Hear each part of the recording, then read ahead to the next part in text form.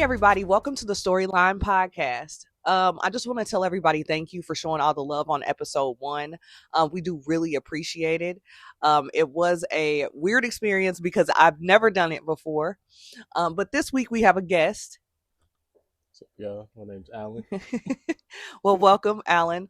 This week we are going to talk about the Roxanne Perez situation, R-Truth and Carlito's exit, the top factions and tag teams, and the Money in the Bank predictions. Follow us on social media at Let's Talk Storyline. Let's get started. Let's go. All right. So I want to start off on a more serious note. Roxanne Perez, the whole situation with Roxanne Perez and the death threats are fucking disgusting. And it's definitely unacceptable. Wrestling fans, what I've noticed lately, they cross the line. They don't know the difference between a character and real life. What's crazy to me is if you're willing to threaten the entertainers, then you're not really a fan. You're a problem. All the wrestlers need to be protected at all costs, not just the women, but especially the women in this space, in this climate, these days. Again, death threats to a wrestler is insane. The showing up at their houses, their unsolicited touching, shit like that. Like, we have to do better in the wrestling community with how far we take things. One thing that we need to remember is, again, these are characters. These are characters. We don't know these people personally. And threatening their lives and going to their houses and touching them and shit like that is weird, number one. But number two, it's dangerous as hell. If you have the respect and love for something like wrestling, why the fuck would you want to hurt these people? Like, a death threat is a very fucking serious thing. And again, in the wrestling community, I tend to see it every day on threads and Twitter. All that shit is taken absolutely too fucking far. Y'all are cussing people out, threatening people, just even regular people that are not, wrestlers, just because of an opinion or some shit like that. Calm that fucking shit down, because it's ridiculous. You're not really a fan if you're willing to go that far. That's all I have to say about the Roxanne Perez situation. Alan, do you have anything that you want to add? End of the day, they're wrestlers. It's a persona. They're humans. Yeah. So let's fucking stop with that shit. It's unacceptable, again, and fucking disgusting. All right. So what we're here for today, after that serious portion, let's talk about R-Truth and Carlito. R-Truth's contract was not renewed after 17 years with the WWE. How do we feel about this? Well, reports are that they offered them more money. Less money. Sorry Yeah. about that. Less money. And I guess essentially feel like it was a slap in the face after 17 years. And I agree. Right. I feel like overall it's good for the fans to see he brings light. Right. Definitely happiness, comic relief. Comic relief. Yeah. But I feel like a talent in the ring. I feel like he could have been used more. I absolutely feel the same way. Money wise, what do you think about? Do you think he'll go somewhere else? I can see him at AEW.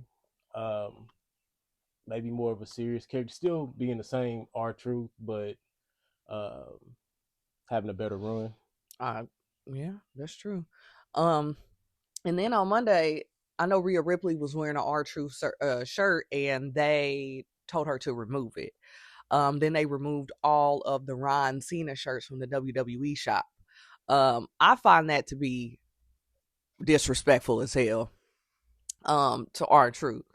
Yes, his contract is not being renewed. He decided that he did not want to move forward because the funds wasn't running the funds like they were supposed to. And but still, he's still great talent. So why come we didn't get the opportunity to still be able to buy those things and show him support?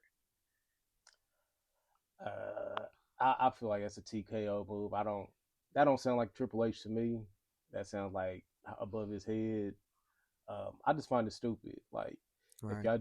if it's just about the money, everybody in the locker room, I'm pretty sure they look out for each other, care about one another. So they just showing support. Like, And they that's showed their a lot guy. of support for R-Truth. Yeah, that's their guy. They showed a lot of support for R-Truth. The Miz showed a lot of support. Rhea Ripley, John, even John Cena. Yeah. They show a lot of support for R-Truth, and I just don't understand why there's like some type of like legacy contracts for people like R-Truth. 17 years is a long ass fucking time.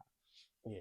I don't know the ins and outs of wrestling, like the back portions. Like, I don't know how they work it, but I do feel like there should be, and if there isn't already, because I didn't do research on this part, some type of legacy contracts for people 50 and up. Because let's be serious, yeah, R-Truth is in good ass shape. However, he wasn't gonna want to wrestle till he was 70, so that's why I feel like he gave that comic relief instead of wrestling. Him and John Cena both old asses. That was a cool little match to watch, but it was like a geriatric match. Something to toss on there. I mean, it was cool. It was cool. It was entertaining. But I just think that the shit's a slap in the face for R-Truth, and that they should have treated him better. The WWE sometimes lacks treatment of their talent sometimes, and knowing how vital they are to the company. And that's from my perspective. I'm not there, so I don't know. But for me, on the outside looking in, R-Truth is a vital part of the company. Yeah. The comedian, the shit like that, all that shit be funny. I enjoy it. But this is what happened. Again, I feel like the money wasn't talking, so R-Truth said, "Fuck that, we out. I'm out." We walking because it just wasn't making sense. Carlito, on the other hand, his contract was not renewed, and they told his ass that he owed them money. I really don't know. I don't know what that means. That like, means he wasn't filling any obligations. What does that mean? Like, why would he owe y'all money? Like, y'all barely used him, number one. He was funny too. I will say that he had little funny portions in that time that Braun Breaker speared him so hard that he like flipped and we thought he was dead. Telling like, Dom he gotta stop trying to eat Roxanne nuggets. Yeah, like, so that was comic relief too, and it's just like y'all that was good. But what the fuck do you mean he owes y'all money? Yeah, like a reverse refund. Like, what did he do? And that's something that we'll have to figure out. Or we won't, and we'll never know, and they'll just not renew his contract. And I guarantee you we will see him on something else, whether it be AEW. I'm pretty sure that Carlito will go to AEW. There's no doubt in my mind that we will see Carlito again soon. Hands down, we just need to start respecting the legends of the WWE a little bit more. Not saying not Carlito being a legend, but definitely R-Truth. I just want them to treat the talent better, and even as a fan, treat like what the fuck ever. But whether it's R-Truth or Carlito, it shows that sometimes in the WWE, if you're not in the machine, you're disposable, and that's real. That's not the story. That's real life, All right. Well, after talking about Carlito and R-Truth, we are going to get into what we came here for today, which is top 5 factions and tag teams. This is more your speed, Alan. So what's up? How you feel about the factions? We're going to talk about the factions. I think one of the top factions is the Bloodline. Let's talk about it. Bloodline's definitely up there for me. The storylines was great.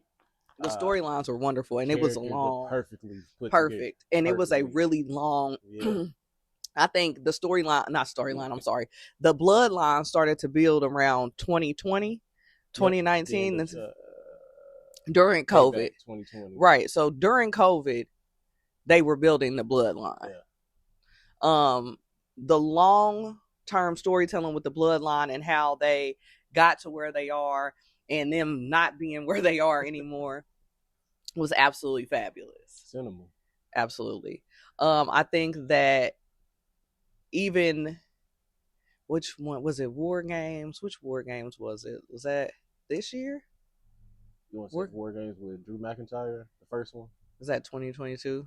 2022, yeah. 2022 War Games. Fantastic. Yeah. Then even this year's War Games, still fantastic. Yeah. Bloodline cinema is it's to me it's a different thing. But I do feel like the Bloodline is one of the top factions. It rose, it elevated everyone. It elevated Roman from his standpoint. You know, he made the tribal chief look legitimate. We always knew he was legitimate, even as a big dog, but my favorite. You could tell he was being pushed. Jay, main event Jay. Yeet. Sammy's just the household good guy, but could we see a heel turn coming? Oh, that's a little foreshadowing. That's just a little foreshadowing. The Sammy and that. So I went back and I watched this long 4 hours of YouTube videos about the bloodline. And there was a point where Jay turned on Sammy. And in my mind, I said, fuck, there it is. It's going to happen. I was like, damn. But I just can't see it happening. Sammy be so turned for Jay. Like the other day, come on now. he be so turned. He turns into a whole nother different person when he's with them. Put on yeet glass and turned into Sammy Uso. He's Sammy Uso, but I do see it coming. You know, we can't, and they can't keep them in these spaces all the time. Yeah. So even with the Stephanie's places and they had the bloodline, Sammy was on there. So it will be hard to see Sammy turn on Jay if and when that happens. But yeah, the bloodline is definitely one of the top factions. And then the next, about Big Jim though. I love Jimmy. He's lost. He's kind of. I wish they would quit doing. I hate that. Big Jim, he on his way. Because to me, he has it. Yeah. He has it, but the placement is weird because we already have one twin that is in the spotlight and over the moon, and it's just like, damn, I feel like if they do both twins, it's oversaturated. But they got him on different. I feel like him being on SmackDown, Roman's not there as much. Cody at all, kind of here, there, right now. It's only been a month. Cody will be back on every place, everywhere he can be. He will be. We're gonna start seeing everything. But Jim being on SmackDown, I feel like they pushing him the right way now. It's authentic, it's organic. And I mean, yeah, I agree. Yes. Do you have something to say about the bloodline? Yes. Okay. Here you go.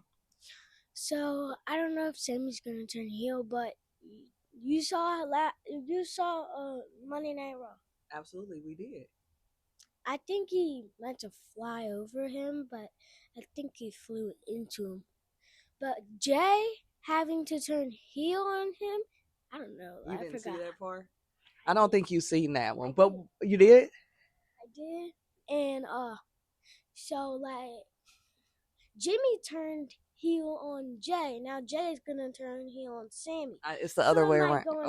So it might go backwards to Sammy turning on Jay and then Jay turning on Jimmy. I don't know, son. You might be right. And everybody, this is our son, Cam. He will turn 8 this year, and he has a lot to say about the WWE and wrestling. He will interrupt every few minutes, as well as my cat Snow, who continues to climb on my phone and the keyboard in the middle of us recording. Anyway, moving on. Number 2, my favorite, the motherfucking Shield. House of Justice. You don't have to clap, son. We know. We love the Shield. The Shield. I have so much to say about the Shield. The Shield is launched with 3 superstars. Dean Ambrose, aka John Moxley, Seth Rollins, now Seth freaking Rollins, and Roman motherfucking Reigns, the big dog, the tribal chief, the wreck everyone and leave. The Shield was always my favorite. I think the Shield started back in 2012. Right here in Indianapolis. Right in Indianapolis. This is where they started. This is where they broke up. The Shield versus the Evolution at Extreme Rules in 2014. They had back-to-back pay-per-views, both of them 5 stars. Absolutely. I don't know. I've always been a big Shield fan, and I can't give particular matches because I used to just be over the moon every time I seen the Shield. The breakup was very, very tragic and hurtful for me. Tell me some of your favorite moments of the Shield. When they arrived, I was kind of mad I couldn't go. My cousin was like, "Hey man, come to Survivor Series with me." I'm like, "Nah, I'm gonna chill. I'm gonna hang back." She arrived. Who they put Ryback at the time and John Cena. Ryback hates the WWE. Ryback. Yeah. They put him through the table and they just shot off like a rocket ever since. Like, I didn't care who it was. Rock, John Cena, Kane, Daniel Bryan. Everybody was going through that table. Everybody was getting Shield bomb. Yeah. And they were just a mold of Triple H. Like, them and Evolution, I feel like, just mirrored each other. Like, tactic, cerebral warfare. Like, the Shield was that team. Honestly, I would say they're like a 1A, 1B as far as top factions for me. Now, who's that other one? I don't know, because I got a lot of teams. I still go all the way back to Legion of Doom and stuff like that. So it's a toss-up for me with top 5 factions. Well, what about DX? DX is up there. That's why I said DX is definitely up there. Is like 1A, 1B, 2A, 2B. It's kind of that order. Yeah, DX shifted the culture. Almost definitely. They had DX shifted the culture. DX is why I was always in trouble. I was always in trouble. That was extremely inappropriate for our age group. I still use the sign as a 36-year-old woman. But match-wise, DX versus the McMahons. SummerSlam 2006. Damn, that was a long-ass time ago. That's not bad. I think, talking about the Hell in a Cell match. SummerSlam. Oh, okay. DX versus the McMahons. I don't too much remember that, but I'm pretty sure they put on a show. But what was you talking about? In the ring. Oh, they had a Hell in a Cell match. DX allied in the Hell in a Cell match, and that's when DX shoved Vince McMahon's face in Big Show's ass. That's bare ass. Disgusting. That is disgusting. That is, I remember that, but that's nasty as fuck. Yes. Next, NWO on WCW. Oh yeah, that shifted the culture for real. Like, them two groups, these last two groups, DX and NWO. NWO definitely changed the industry, I believe. Yeah. I do not remember this, but it was one that I did look up. Bash at the Beach in 1996. I don't even know what the fuck that is. That's one of the biggest pay-per-views of WCW history. I don't know a lot about WCW.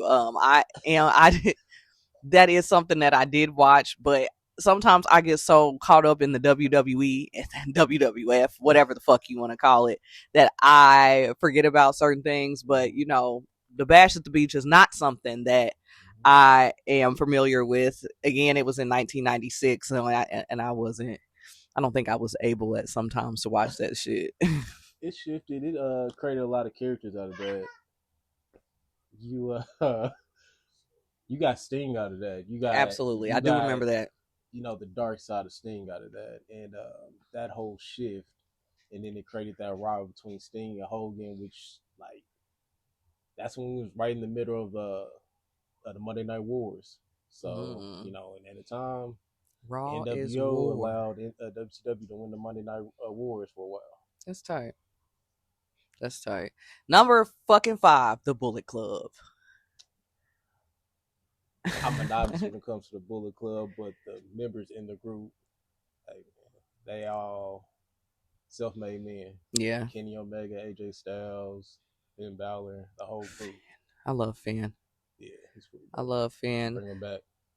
Please bring back Demon Finn. Bring him back. Bring him back. I feel like right now Finn Balor is not being used the way that he needs to. Finn Balor to me is a fantastic wrestler, but we're putting so much emphasis on certain people like fucking Brian Breaker, who I already stated last week that I feel like is not a good wrestler. Entertainment wise, he does bring entertainment with the the crazy spear, but right now Brian Breaker just does not have it. And I feel like with Finn Balor, like why are we not seeing Demon Finn again? Why are we not being entertained? Yeah, I felt like Finn Balor for WrestleMania was cool, but after that, and I feel like it's coming. I feel like him and Dom, maybe by SummerSlam, that's gonna collide somewhere, and we're gonna see Demon Finn Balor by the end of the year. I would love that. Honorable mentions for factions: the Judgment Day, which also includes Finn fucking Balor. The Judgment Day, the Nation of Domination, and Hurt Business. Hurt Business. So who would be your honorable mentions? Let's do that. Edge and Christian. Yeah, absolutely, Edge and Christian. But that's it. Edge and Christian. So, okay. Edge and Christian for factions. Yeah. Okay. I think the Brood. Okay. The Brood, Edge, Christian, and Gangrel. That's a good one. It was short, but it's a good one. I remember when I was a kid. I had a kid. I wanted to name him Edge. Thought that's weird now. But I did. Name Adam Copeland. Absolutely not. Cope. I don't like that. I get irritated by that.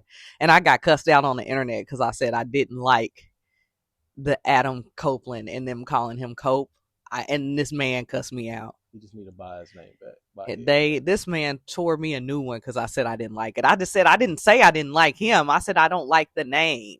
And because I'm used to him being Edge. And this man went completely off on me on Threads.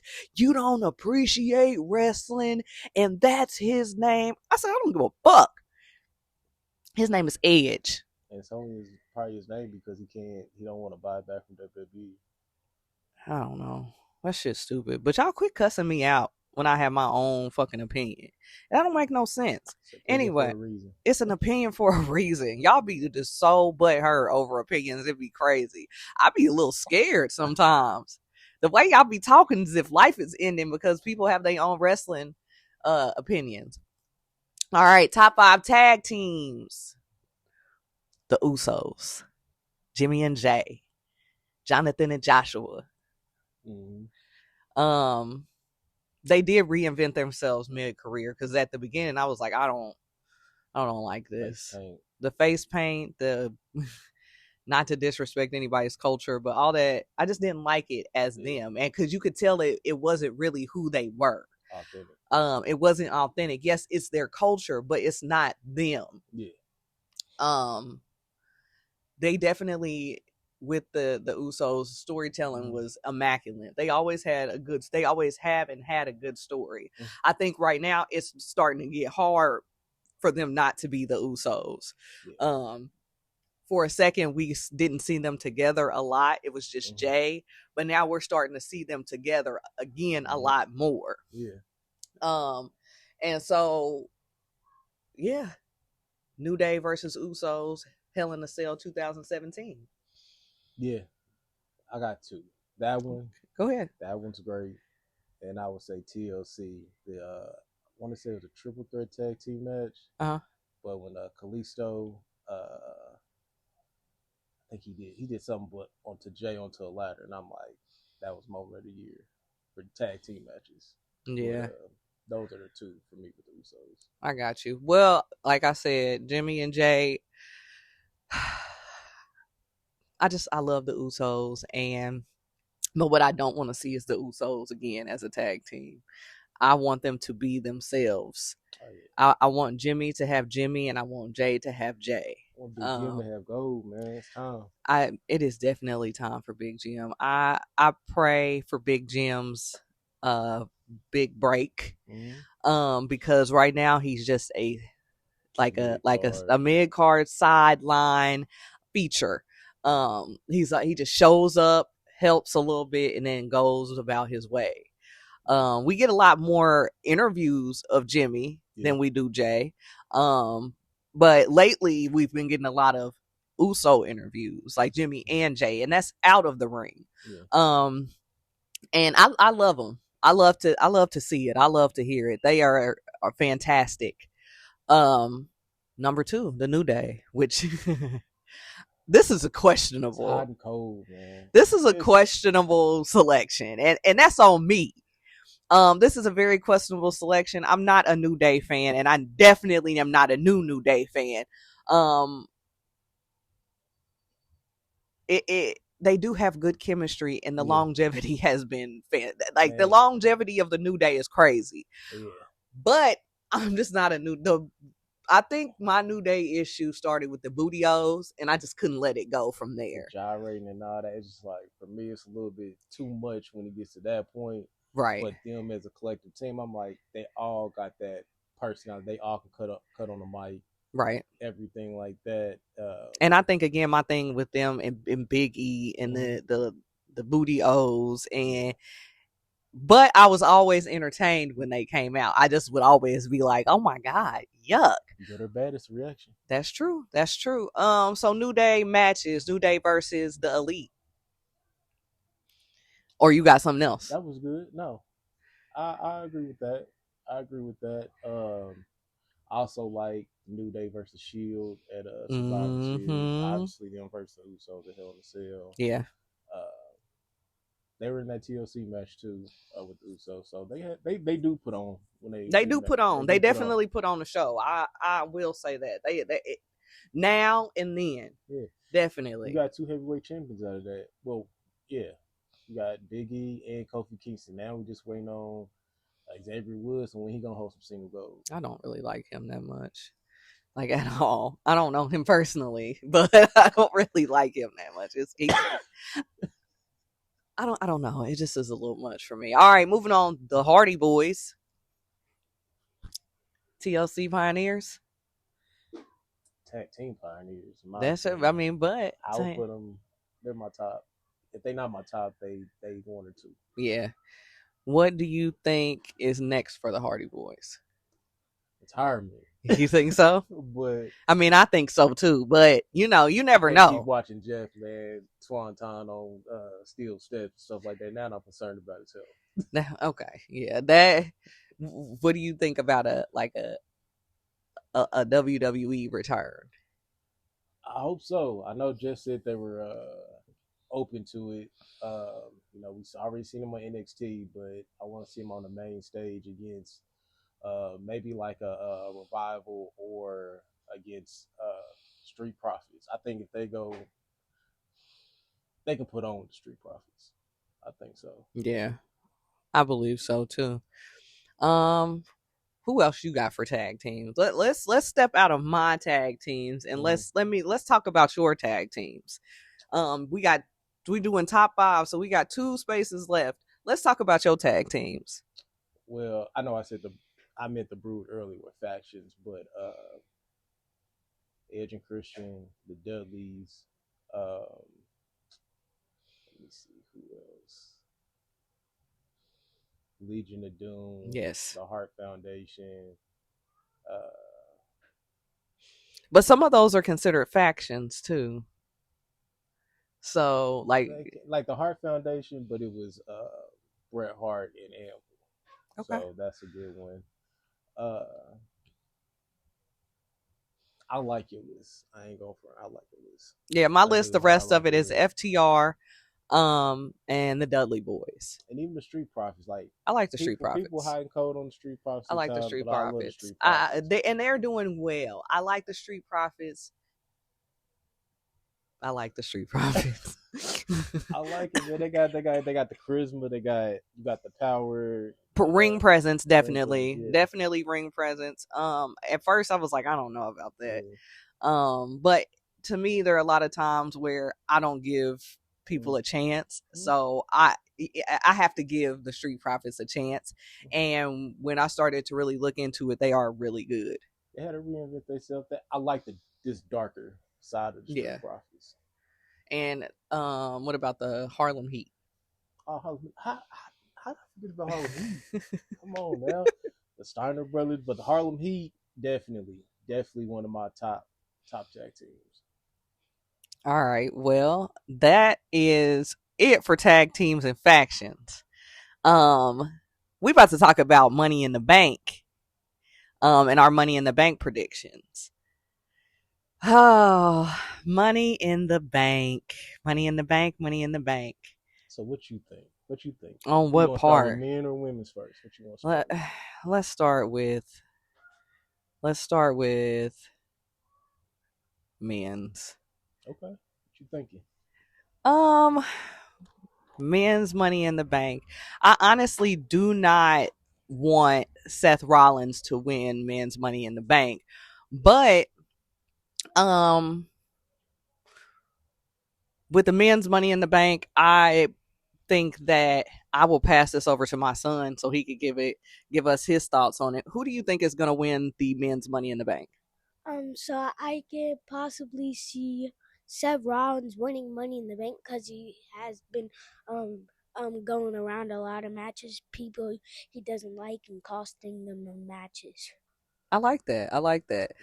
I also believe that Seth Rollins will win the men's Money in the Bank. Do I want him to? Absolutely not. That is not. I just don't think that that's necessary, to be honest. But you never know with the WWE, and you never know with things like this. So I'm going to go with Seth Rollins. I would love to see Solo Sikoa win Money in the Bank and then cash in on Jacob Fatu. But, what? Are you asking me why I feel that way? Why? What do you mean? They've been needing this for a minute. Jacob and Solo need to go head to head, toe to toe. I need to see it. That can happen at SummerSlam. Okay, well, you're right. And I possibly wanted LA Knight to win, but I already know that Seth Rollins is going to win.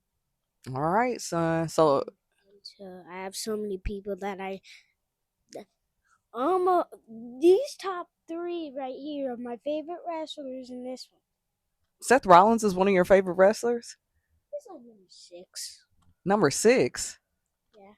Okay. The heel turn made him number 6. Mm-hmm. I feel that. I put him at 5 at first, but then the heel turn.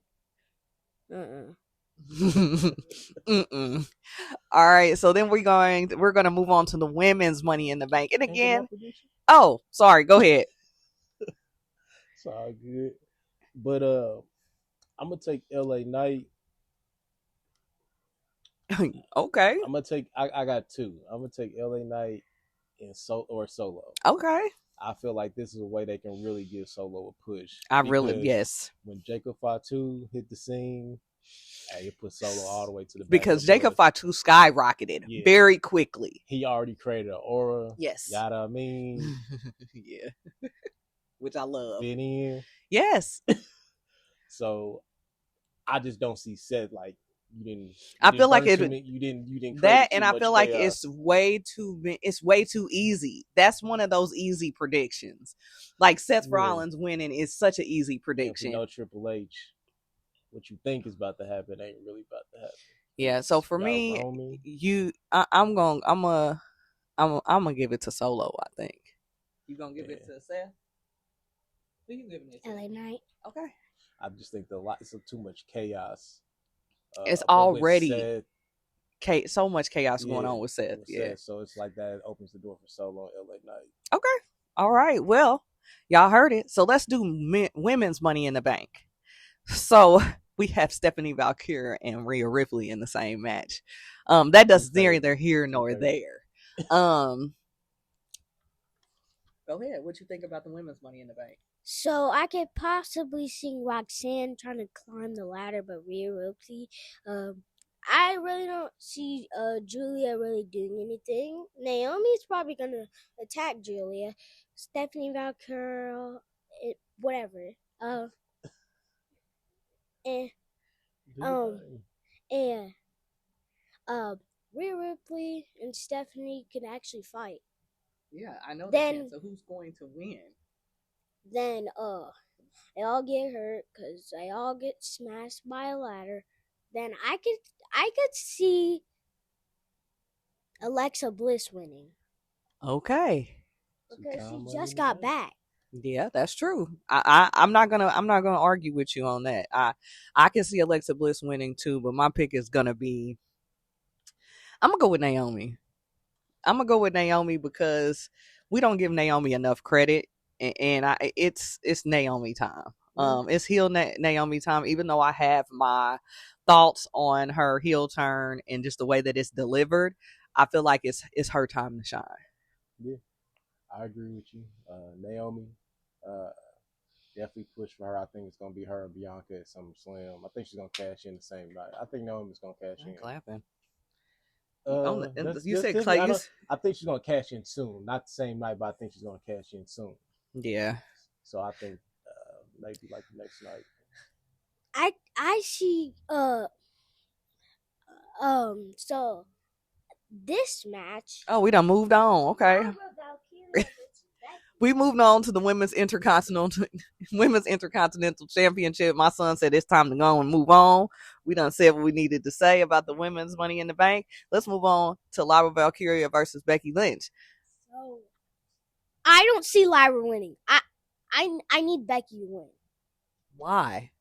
because Lyra's held the championship for like 187 days. Has she really? I don't even think the championship has been around that long.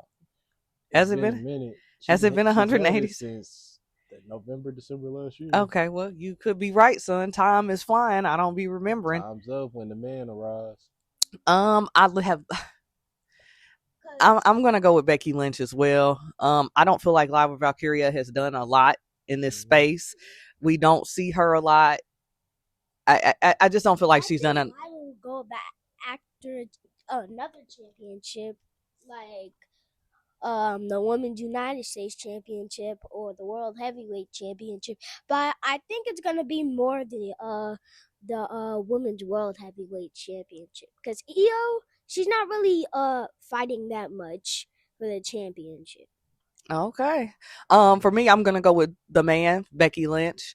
Again, like I just said, Lyra hasn't really been doing too much with the championship. So, with this match, I'm going straight for Becky Lynch. Yeah, I'm going with Becky too.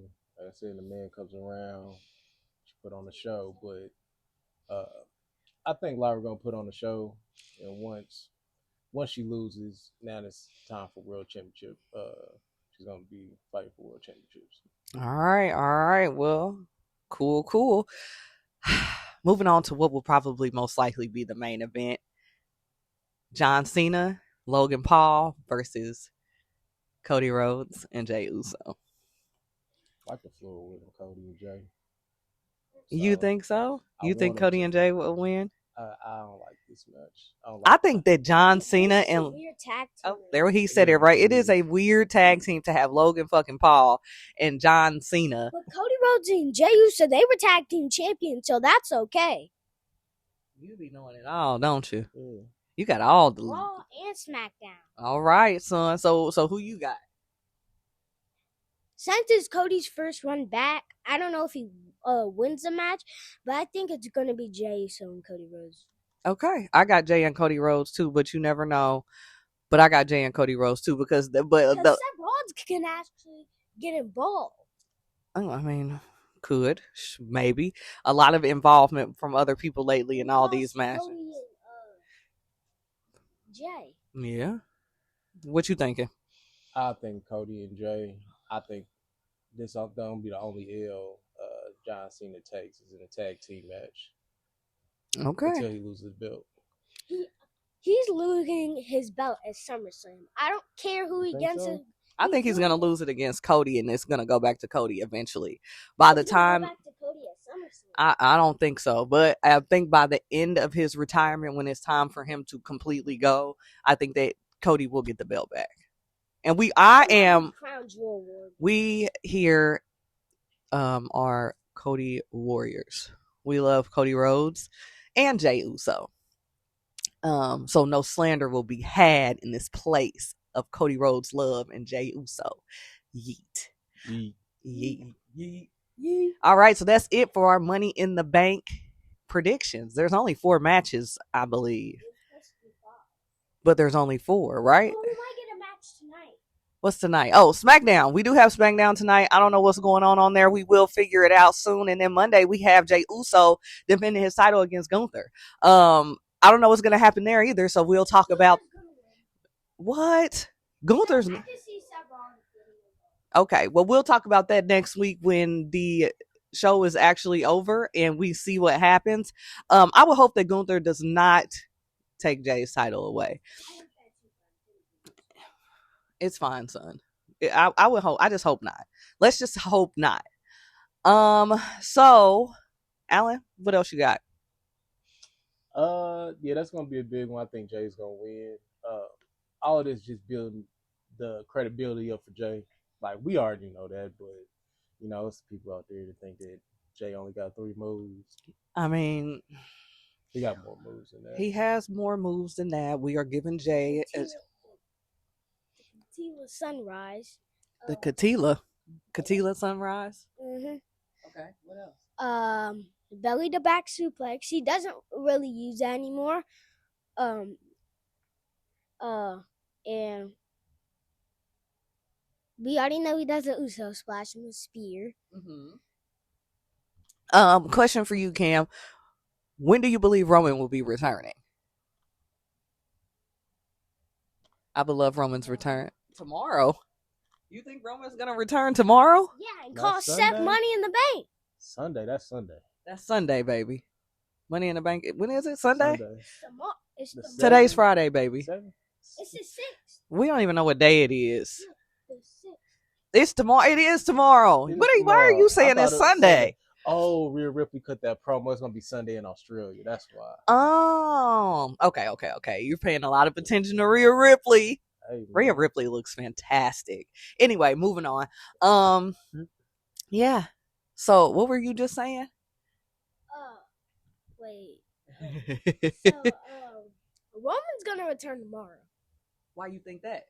Because I can see him costing Seth the Money in the Bank. Then LA Knight, Solo Sikoa, everybody gets beat up except LA Knight, Solo Sikoa. Then they're on the ladder. LA Knight pushes Solo off. Okay. Into the announce table. Okay. Wins the Money in the Bank briefcase. Yeah.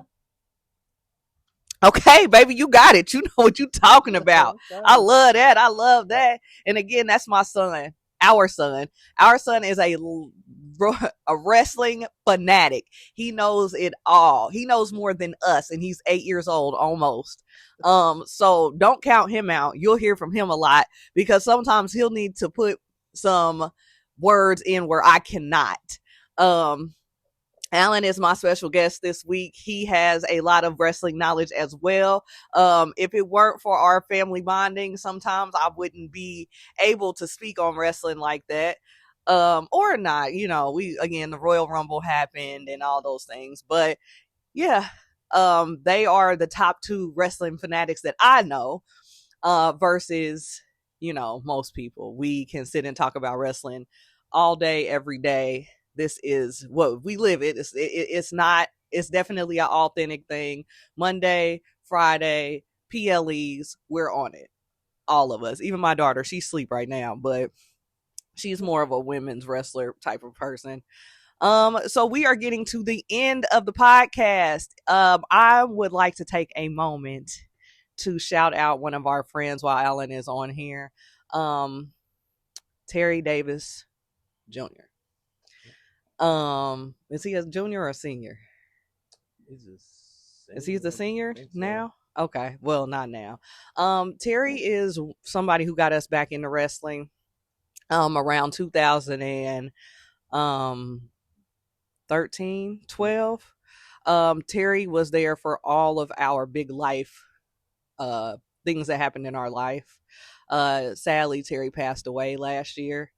And I just want to dedicate this episode to him. And I want to tell him thank you. Again, if it were not for Terry, wrestling would not be as important as it is to me today. To end this, we love you, Terry. We will always be thinking of you. And to be out, please, let's leave the wrestlers alone.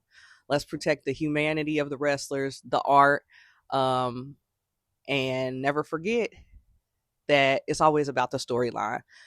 Peace.